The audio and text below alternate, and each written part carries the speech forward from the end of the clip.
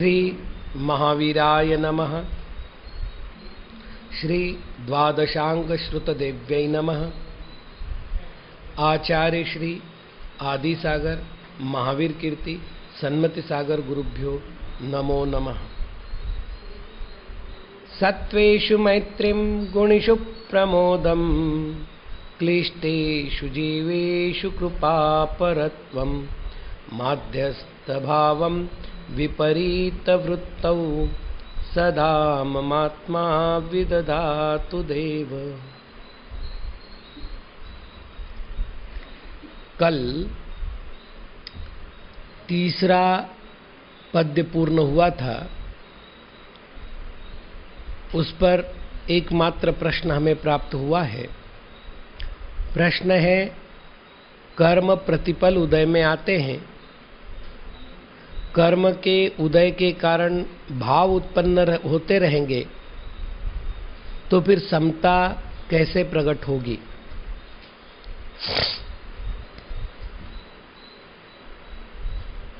कर्म उदय में आने पर भाव प्रकट हो अर्थात औदैहिक भाव उत्पन्न हो, ऐसा एकांतिक नियम नहीं है। प्रथमान योग का जब हम आलोडन विलोडन करते हैं तो कुछ उदाहरण हमारे सामने हैं जो आपको भी ध्यान में है। भगवान पार्श्वनाथ पर 7 दिन तक उपसर्ग चलता रहा। उपसर्ग बिना कर्म के नहीं आया। कर्म उदय में था और तीव्र उदय में था। पत्थर की वर्षा हुई, अग्नि की वर्षा हुई, और इसके बाद भी उनका समत्व भंग नहीं हुआ।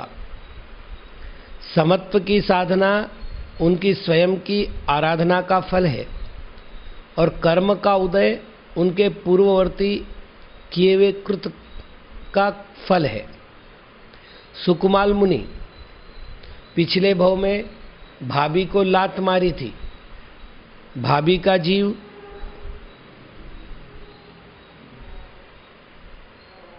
पशु बनकर के आया है, और मतलब श्यालिनी बनकर, और वे मुनि बनकर के गए हैं। कर्म का उदय तीव्र था, 3 दिन तक वो उपसर्ग करती रही, लेकिन मुनिराज उपसर्ग के ज्ञाता दृष्टा बने रहे। पहली बात, जब हम कर्ता बनते हैं, भोक्ता बनते हैं, तो कर्म के उदय में विभिन्न प्रकार के भाव बनते हैं। तो कर्म के उदय में जब भाव बनते हैं तो समता विनष्ट होती है। लेकिन जब हम कर्म के उदय में कर्म के ज्ञाता दृष्टा बनते ये आया है, पुद्गल की वर्गणाएं थी, अपना समय पूरा हुआ है अर्थात स्थितिबंध पूरा हुआ है, अनुभाग के सन्मुख आई है, अब ये फल देगी, दे रही है। लौकिक उदाहरण से भी समझा जाता है। कई बार ऐसा होता है कि उत्तेजित करने के लिए छेड़छाड़ करने वाले लोग तरह तरह की गाली के अपशब्द बोलते हैं, और उसके बाद भी सज्जन लोग शांति से निकल जाते हैं। तो ये जो गाली के शब्द आए हैं, ये कहीं ना कहीं पूर्ववर्ती कर्म का फल है, लेकिन उसको सुनकर के भी अनसुना जो किया जाने का पुरुषार्थ है वो समता है। यदि कर्म का उदय प्रतिपल आता रहे और हमारा कोई पुरुषार्थ काम ना करे तो कभी मोक्ष ही ना हो। एक साथ 8 कर्मों का उदय मैं इस पल भी भोग रहा हूं, और किसी भी कर्म के उदय से मेरा स्वाध्याय नहीं होता, किसी भी कर्म के उदय से मेरा संयम पालन नहीं होता। संयम में दोष आएगा कर्म के कारण, संयम का पालन होगा मेरी पुरुषार्थ के कारण। ज्ञान में विघ्न आएंगे ज्ञानावरण कर्म के कारण, लेकिन ज्ञान साधना होगी मेरे पुरुषार्थ के कारण। तो कर्म का उदय अपने स्थान पर रहे और उस जड़ की परिणति जब चलती रहे, पुद्गल की परिणति जब चलती रहे, तब मैं अपने आत्म पुरुषार्थ की ज्योति को प्रज्वलित करूं, ये मेरी साधना है। और यदि ये साधना है तो इष्ट अनिष्ट, मतलब कल जैसे आया था, दुखे सुखे वैरिणी बंधु वर्गे योगे वियोगे भवने वनेवा, इन सारी अनुकूल प्रतिकूल परिस्थितियों में मैं अपने मन को स्थिर रख सकूं, ये मेरी साधना है। इसके लिए कर्म मुझे बाधक नहीं बनता। कर्म बाधक मुझे तब बनता है जब मैं कर्म को अपना कर्ता समझ लेता हूं और अपने आप को विवश समझ लेता हूं। अब हम आज के पद्य की ओर बढ़ते हैं। मुनीशलीना विवकीलिता विव स्थिरौ निखाता विव बिंबिता विव पादौ त्वदीयौ मम तिष्ठतां सदा तमोधुनानौ रदिदीपकाविव। मुनीश, हे मुनियों के स्वामी, तमोधुनानौ, अंधकार के नाशक, दीपकौ, दो दीपकों के समान, त्वदीयौ, आपके, पादौ, दोनों चरण, मम, मेरे, हृदय में, लीनौ इव, लीन हुए के समान, कीलितौ इव, कीलित हुए के समान, निखितौ इव, उत्कीर्ण हुए के समान, बिंबितौ इव, बिंबित हुए के समान, सदा सदैव तिष्ठताम, विराजमान रहे। आचार्य महाराज भगवान से प्रार्थना कर रहे हैं कि मेरे मन में समता का भाव जागृत हो, इसके लिए आवश्यक है कि आप मेरे हृदय में विराजमान रहे। एक कहावत है, प्रेम गली अति सांकरी, तामे दो न समाए। ये जो छोटा सा दिल है, इस दिल में या तो दुनिया रह सकती है या दिलवर रह सकता है। हमने आज तक इस दिल में केवल दुनिया को बसा रखा है, इसलिए दुनिया के कारण से होने वाले राग द्वेष मुझे हो रहे हैं। आज तक हे प्रभु, मैंने आपको अपने हृदय में नहीं बिठाया।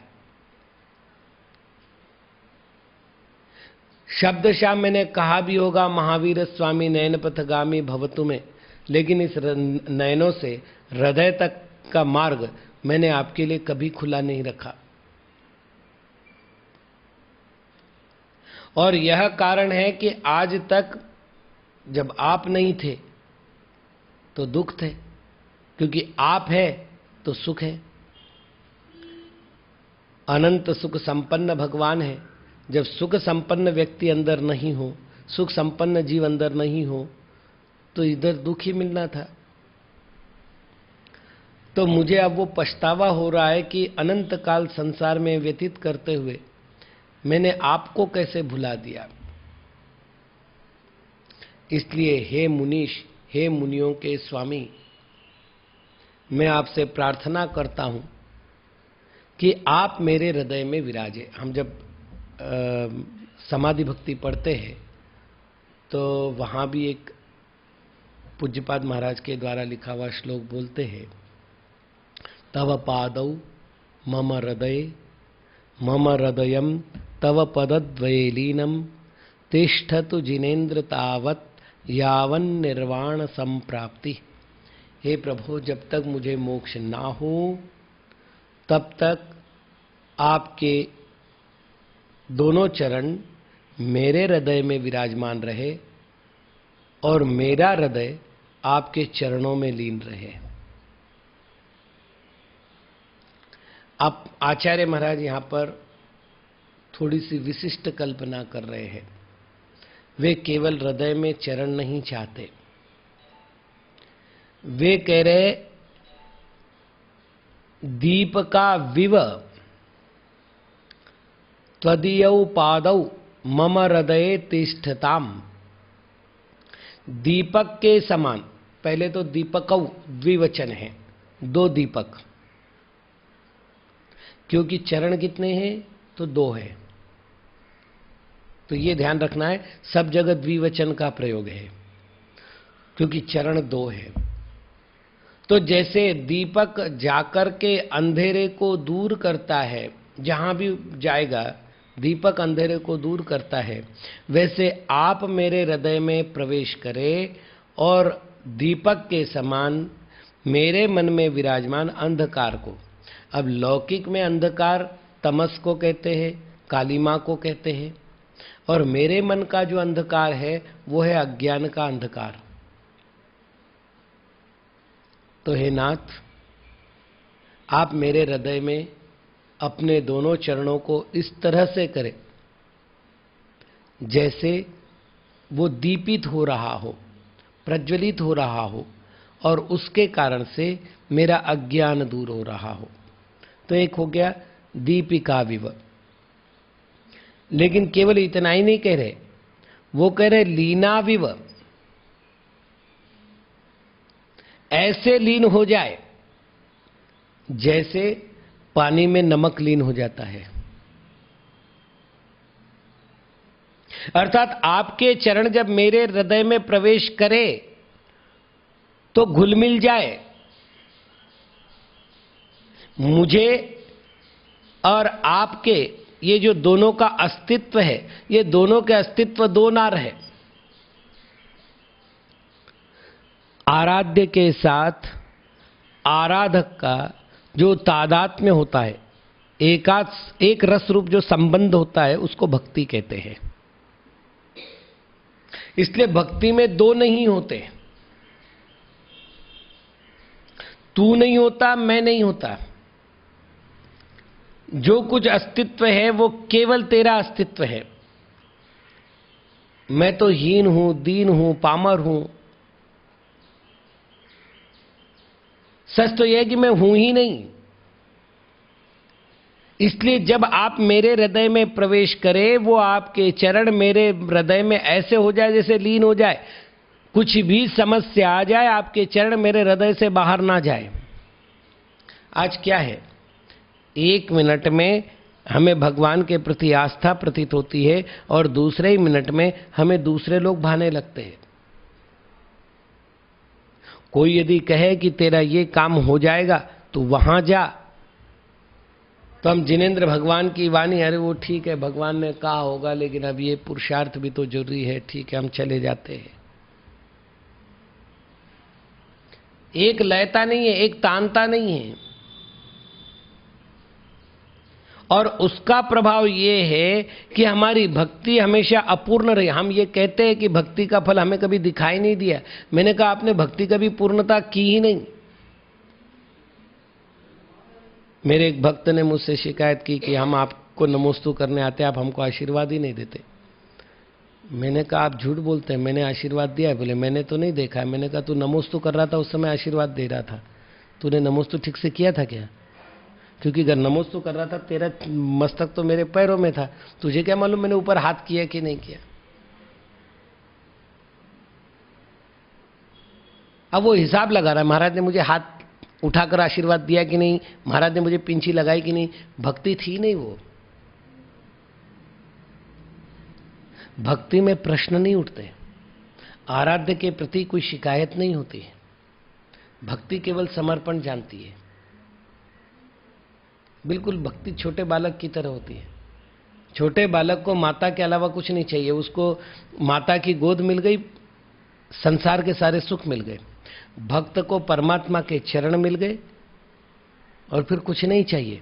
जाचू नहीं सुरवास पुण्य नरराज परिजन साथ जी, बुध जा चहूं तुम भक्ति भव भव दीजिए शिवनाथ जी। ये भक्त की भावना है। तो प्रभु आप मेरे हृदय में विराजमान रहे तो ऐसे रहे जैसे लीनाविव, जैसे लीन हो चुके हो।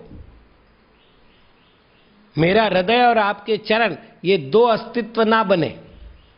लीना विव, इव शब्द के समान, लीन हुए के समान। इतना ही नहीं, कीलिताविव, कीलित हुए के समान। कीलित होने का अर्थ होता है स्तब्ध होना, एकदम बांध के रखे के समान, या कील ठोकने के बाद जैसे कील अपनी जगह से हिलती नहीं है, वैसे जब आप मेरे हृदय में प्रवेश करें तो बिल्कुल कीलित हो जाए, स्तब्ध हो जाए। मतलब दुनिया की कोई भी आंधी तूफान, कोई भी परिस्थिति आप मेरे से अलग ना हो सके। परिस्थिति आती रहे जाती रहे, कोई चिंता नहीं, आप मेरे से अलग ना हो। निखाताविव, जड़े हुए को निखात कहते हैं। तो जैसे आभूषण में जैसे रत्न जड़ दिया जाता है, हे प्रभु आप मेरे हृदय में ऐसे आए जैसे आप जड़े हुए रत्न हो। और बिंबिताविव, जैसे दर्पण में प्रतिबिंब होता है, जब तक दृश्य द्रव्य सामने है और दर्पण सामने है तब तक वो हिलता नहीं है, बिल्कुल प्रतिबिंबित रहता है। तो मेरे हृदय में आप आवे और जावे मैं नहीं चाहता, आप मेरे हृदय में ऐसे रहे जैसे बिंबित हो गए हो। तो 5 प्रकार की बातें की है। दीपकाविव, लीनाविव, कीलिताविव, निखिताविव और बिंबिताविव। प्रभु हे मुनीश, आप मेरे हृदय में ऐसे ही विराजमान रहे, और जिस दिन आप मेरे हृदय में इस प्रकार विराजमान होंगे, सारे दुख सारे सुख कोई अनुभव नहीं होगा, क्योंकि मेरे पास केवल आपका अनुभव होगा, आपके अलावा कोई परिस्थिति नहीं होगी। तो भक्ति समता का श्रेष्ठ मार्ग है। लोग ये कहते हैं आत्मानुभव करो समता मिलेगी, भक्ति का भाव शुभ राग है। मैं कहता हूं कभी मत सुनना। भक्ति समता का पहला चरण है। और एक बात बताऊं, जितने विघ्नकारी कर्म हैं उनके लिए भक्ति से बड़ी औषधि नहीं है। जितने विघ्नकारी निमित्त है, उस समय उन निमित्तों के निमित्त से उत्पन्न होने वाले जो परिणाम हैं, उन परिणामों की आग से बचने के लिए यदि कोई हमारे पास उपाय है तो केवल भक्ति है। हमने सारा अपना समर्पण आराध्य के प्रति कर दिया। एक गावपति जो होवे सो भी दुखिया दुख खोवे, तुम 3 भुवन के स्वामी दुख मेटो अंतरयामी। मैं काहे को टेंशन लूं। एक छोटा सा गांव का सरपंच वगैरह होता है, वो भी गांव की समस्याओं को दूर करता है। तुम तो 3 भुवन के स्वामी हो, तो मैं तो तुम्हारी प्रजा हूं, और जब मैं तुम्हारी प्रजा हूं तो मुझे दुखी देख सकोगे क्या?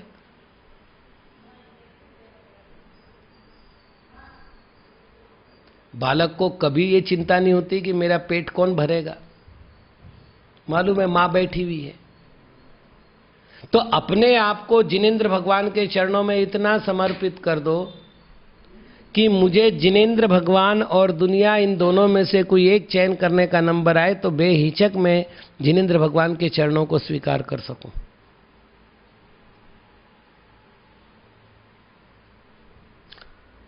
दरिद्री रहूं चलेगा, दुखी रहूं चलेगा, रोगी रहूं चलेगा, लेकिन जिनेंद्र भक्ति से शून्य रहूं नहीं चलेगा। एक बार हमने अपने गुरु चरणों में प्रार्थना की थी कि महाराज मेरे पास जो ज्ञान है वो आपका प्रसाद है, मेरे पास जो संयम है अर्थात चारित्र है वो आपका प्रसाद है, आपका दिया हुआ है, मेरे पास जो तप है वो आपकी देन है, मेरे पास जो श्रद्धा है वो मेरी प्रॉपर्टी है। तो चाहे मेरे से सब छीन लेना, मेरा ज्ञान, मेरा चारित्र, मेरा तप, लेकिन मेरी भक्ति अखंड आपके श्री चरणों में बनी रहे, क्योंकि एक रहेगा तो सब आ जाएंगे।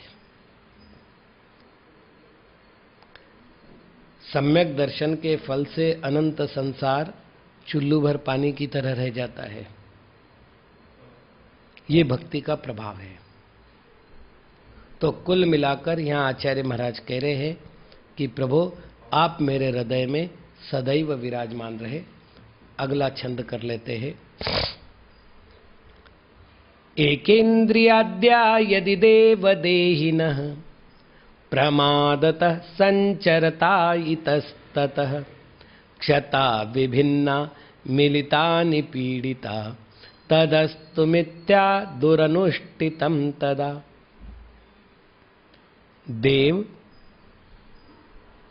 हे जिनेन्द्र भगवान, इतस्ततः इधर उधर संचरता विचरण करते हुए मया मेरे द्वारा यदि एकेन्द्रियाद्याः, यदि एकेन्द्रिय आदि, आदि शब्द से 2 इंद्रिय, 3 इंद्रिय, 4 इंद्रिय और पंचेंद्रिय का ग्रहण करना है। एकेन्द्रिय आदि देहिनः जीव क्षताः नष्ट हुए हो, विभिन्नाः पृथक किए गए हो, मिलिताः मिलाए गए हो, अथवा निपीड़िताः पीड़ित किए गए हो, तदा तो मम मेरा तत् वह दुरनुष्ठितम दुराचरण मिथ्या अस्तु व्यर्थ हो जाए, मिथ्या हो जाए, झूठा हो जाए, समाप्त हो जाए, नष्ट हो जाए। अब ये लघु प्रतिक्रमण है। मुझसे पूछा जाता है कि द्वात्रिंशतिका को साधु लोग इतना क्यों प्रिय समझते हैं कि 3 बार सामायिक में पढ़ रहे हैं, सुबह की सामायिक में, दोपहर की सामायिक में और शाम की सामायिक में 3-3 बार पढ़ रहे हैं, क्यों पढ़ रहे भाई? तो सारी बातें भक्ति के भी भाव है, प्रतिक्रमण भी है, अपने दोषों की आलोचना भी है और कर्म सिद्धांत का चिंतन भी है। आगे आगे सब एक एक बात स्पष्ट होगी। तो यहाँ प्रतिक्रमण कर रहे हैं। प्रतिक्रमण क्या कर रहे हैं? तो संसार में जो जीव है वो अलग अलग पद्धति से वर्णित किए गए हैं। कहीं गुणस्थानों की अपेक्षा वर्णित किए हैं, कहीं प्राणों की अपेक्षा वर्णित किए, कहीं संज्ञाओं की अपेक्षा वर्णित किए, कई मार्गणा स्थानों की अपेक्षा वर्णित किए गए हैं। जहाँ मार्गणा स्थानों की चर्चा आती है वहाँ पर जीवों के 5 भेद होते हैं इंद्रिय मार्गणा के अनुसार। 1 इंद्रिय जीव, 2 इंद्रिय जीव, 3 इंद्रिय जीव, 4 इंद्रिय जीव और पंचेंद्रिय जीव। चूंकि यहाँ 1 इंद्रिय लिया है तो शेष 4 इंद्रियों का वर्णन आदि शब्द से लेना है। 1 इंद्रिय जिनमें स्पर्शन नाम की एक ही इंद्रिय पाई जाती है। पहला एक नियम ध्यान रखना, इंद्रियों का एक क्रम है। स्पर्शन, रसना, घ्राण, चक्षु, कर्ण, क्रम नहीं भंग करना है। यदि ये क्रम याद हो गया तो आपको ये 5 परिभाषा याद नहीं करनी पड़ेगी। एक है इंद्रिय जिनमें, तो पहली इंद्रिय कौन सी होगी? स्पर्शन, अर्थात जिनमें स्पर्शन नामक इंद्रिय पाई जाती है उन जीवों को एकेंद्रिय जीव कहते हैं। पहली परिभाषा हुई। अब द्विइंद्रिय, 2 है इंद्रिया, तो पहली 2 इंद्रिया कौन सी है? स्पर्शन, रसना। तो जिनमें स्पर्शन और रसना ये 2 इंद्रिय पाई जाती है उनको द्विइंद्रिय जीव कहते हैं। फिर है 3 इंद्रिय, तो पहली 3 इंद्रिया कौन सी? स्पर्शन, रसना, घ्राण। तो फिर अब अर्थ क्या होगा? जिनमें आदि की 3 इंद्रियां पाई जाती है उनको त्रिइंद्रिय जीव कहते हैं।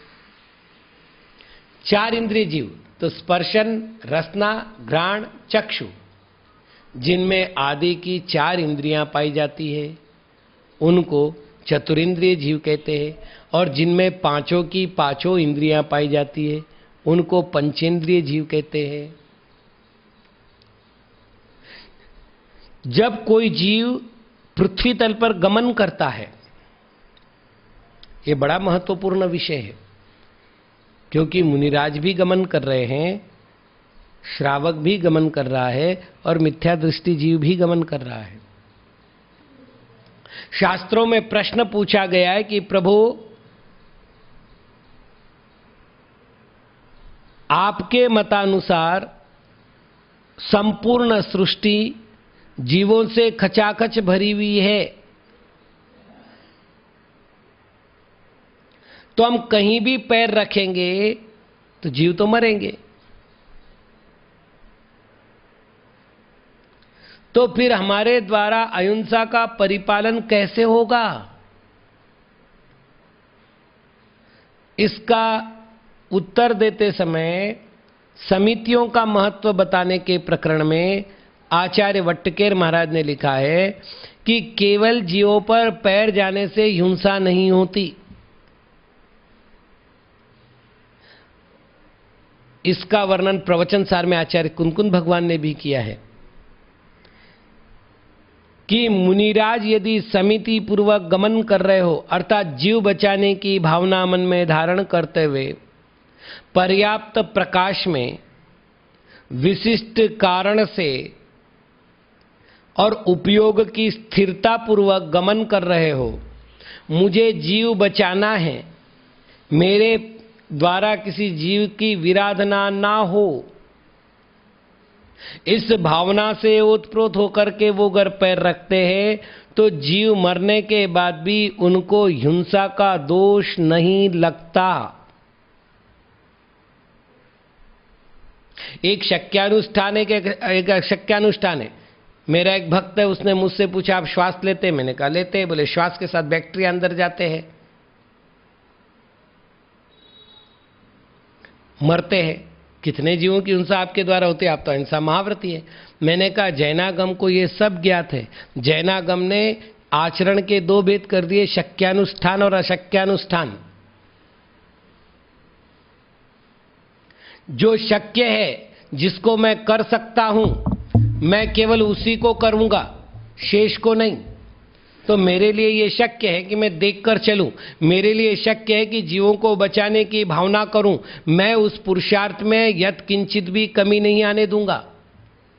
लेकिन जो जीव मुझे दिखते ही नहीं है, अतिशय सूक्ष्म है, चक्षु गोचर नहीं है और मेरे पैर के नीचे आकर के मर गए हैं, तो ठीक है, उसमें मेरा कोई दोष नहीं है। फिर भी मेरे मन में एक प्रकार के भाव होते हैं जिसको करुणा भाव कहते हैं कि ऐसा नहीं होना चाहिए था। तो मैं यहां प्रार्थना करता हूं, इतस्ततः संचरता, इधर उधर गमन करते हुए मेरे द्वारा यदि किसी जीव की हिंसा हुई हो, अब यहां हिंसा का एक अर्थ नहीं लेना, यही बात समझाने की कोशिश कर रहा हूं। यहां 4 व्यवस्थाएं दिए। पहली व्यवस्था दिए क्षत, जीवों के प्राणों का वियोग हुआ हो। विभिन्न परस्पर मित्रता को धारण करने वाले परस्पर पूरक ऐसे 2 जीवों को मैंने अलग कर दिया हो। मिलित, जो परस्पर विरोधी जीव है, उनको मैंने मिला दिया हो। भले ही 2 जीव ना हो, धूप में खटमल को फेंक दिया तो धूप और खटमल इनका विरोध है। मछली को पानी के बाहर निकाल के फेंक दिया तो पानी और मछली दोनों का, मतलब जमीन और मछली दोनों का विरोध है, तो इनको मिला दिया।